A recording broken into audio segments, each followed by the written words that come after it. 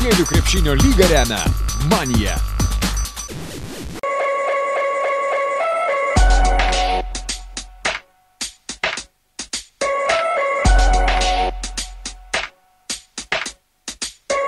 Moksleivių krepšinio lygoje tęsiasi finalo ketvirtų maratonas.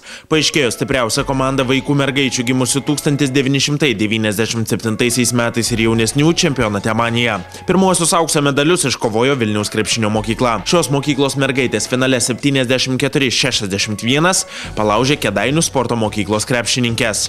Nugalėtojų gretose pasižymėjo Karolina Eidukaitė, pelniusi 25 taškus ir 5 kartus perėmusi kamuolį. Jai puikiai talkino 23 taškus į ir 12 kamuolių po krepšiais sugriebusi Urtė Slavickaitė. 11 taškų pelnė Laurita Markevičiūtė. Kėdainių komandoje 21 tašką pelnė ir net 17 atšokusių kamuolių sugriebė Kamilė Turskytė. 20 taškų pridėjo Laurita Jurčiūtė, 10 Agnė Bobinaitė. Didžiulė šventė, labai didžiulė, todėl kad mes dirbom 8 metus ir siekėm šitos pergalės. Šito finalo kaip tik ir šitų medalių.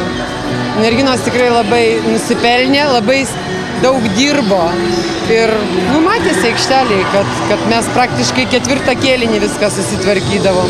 Kur buvo ta jūsų stiprybė šios dienos?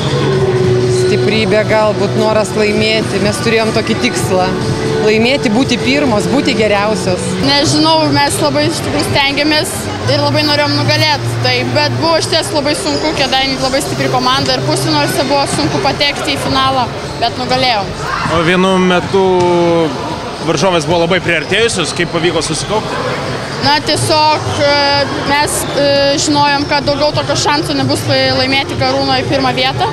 Todėl susikaupėm ir laimėjom, labai norėjom. Merginos, ar neliūdna, kad antroji vieta pernai? Žiauriai liūdna. Bet mes grįžom. Kodėl šiandien nepasisekė? Praleidom Karoliną Eidukaitę. Per daug gerai žaidžiai.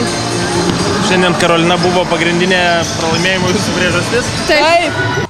Pusfinalyje Inos Revinskienės treniruojamos Vilniaus krepšinio mokyklos krepšininkės 79-73 palaužė Kauno krepšinio mokyklos Aisčia ir Transa komandą, o Kėdainietė 71-51 sutriuškino Panevėžio pirmosios KKSC Liepos krepšininkės. Mače dėl bronzos medalių Kauno krepšinio mokykla Aisčia ir Transa 75-50 sutripė panevėžietės. Birutės Jankauskienės treniruojamoje komandoje Rugilė Pučvelytė pelnė 14 taškų, 13 taškų surinko ir 5 rezultatyvius perdavimus atliko Dovilė Jonikaitytė. Panevėžio komandoje po 9 taškus pelnė Gabrielė Kairytė ir Gabrielė Razinskaitė.